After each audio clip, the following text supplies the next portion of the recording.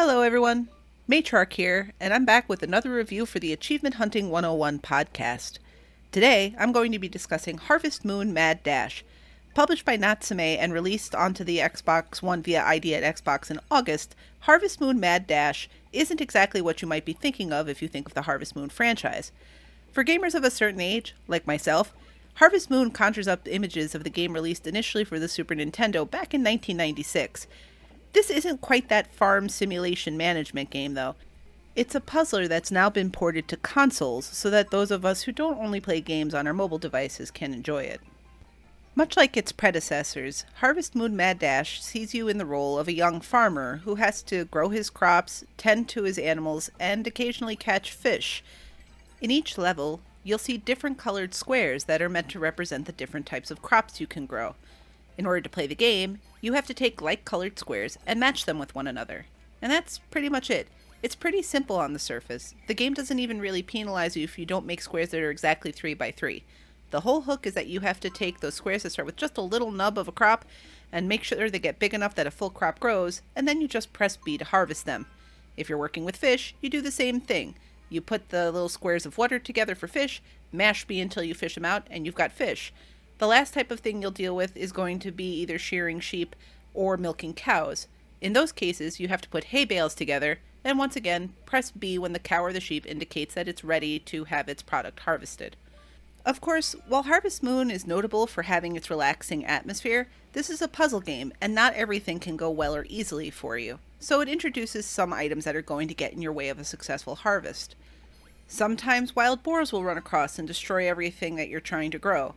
Other times magma or snow will fall from the sky, and when they do, they'll destroy the crops that they land on. Keep in mind though, with magma or snow, they actually have a positive final effect. Once they disappear, there'll be one glowing square left on the playfield.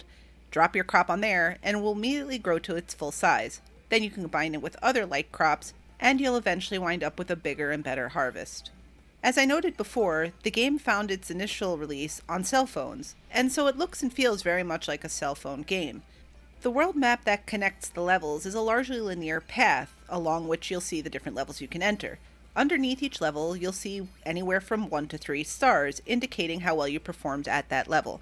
In order to proceed further, you have to earn more stars. The goal of the game eventually is to light the lighthouse back up. See, something went wrong, the lighthouse is operated by these light seeds, and you have to go recover them. In Mad Dash, you pick the farmer you want to be, harvest your crops, but also go find the light seeds in order to relight the lighthouse. Each level is time restricted, so you typically only have 3 minutes to make that 3-star score. For the most part, this isn't hard to do, and if you are having difficulty as you go through the game, you unlock helper sprites that will function to help the game get easier for you in terms of earning those stars. Another way you can assure a high score is to pay attention to when your dog gives you specific tasks to do. These specific tasks will frequently be things like, harvest a tomato that's 2 by 2. You have a limited amount of time to do it, but the time is frequently fair, and getting those multipliers will make 3 stars even easier to obtain. As you harvest your crops, you fill up a power meter, and once that power meter is filled, you can harvest all the crops you want no matter how small they are. Also, when power ends, the crops are already fully grown, so if you combine them with ungrown crops, they will grow too, and that will lead for another easy harvest. The gameplay is fun and generally pretty frenetic, although I found that sometimes the balance of the levels is a little questionable. Other levels, you get the 3 stars so early that you pretty much just sit and let the rest of the level time out. This isn't a huge concern, but since it is a game that's kind of built for drop-in and drop-out gameplay and that the levels are built to be short, it would be nice if the levels were just completed as soon as you earned that 3rd and final star.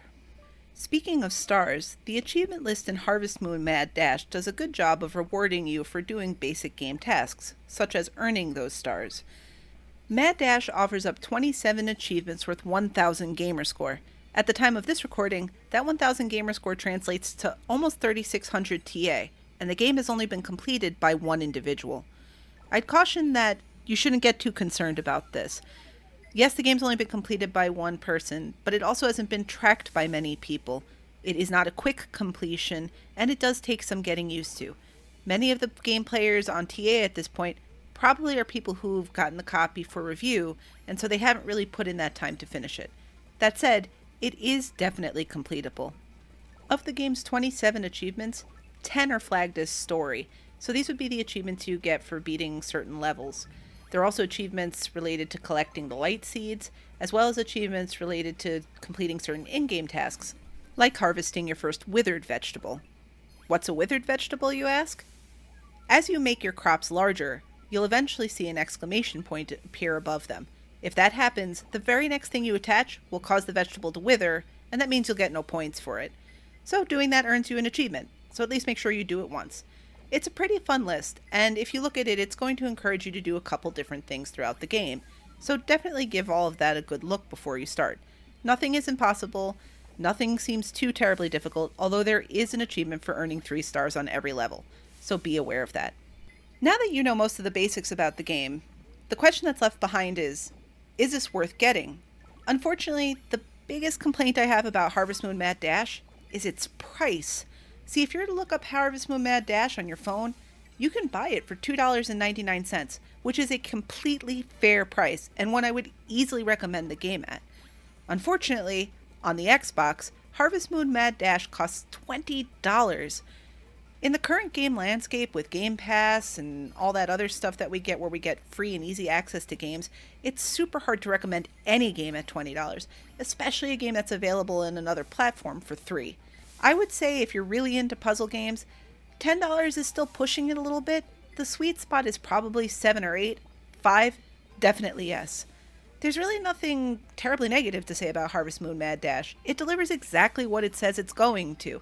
It's a puzzle game. It's fast. It's frenetic. You're occasionally going to feel a little frustrated, but with the help of the sprites, you can get through just about everything. But that price point is a really, really big issue. My hope is that someday this game comes to the Game Pass service, specifically to xCloud. Given its origins as a mobile game, it would be perfect to clip your controller to your phone and just enjoy it that way.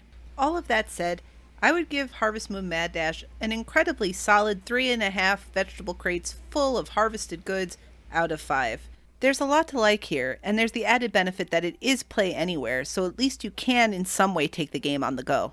$20 is still a large ask, however, so set a price tracker and wait for the sale price that works for you. And at that point, definitely pick it up. You'll have a pretty good time with this one. Alright everyone, thank you so much for listening, and have fun earning your gamer score.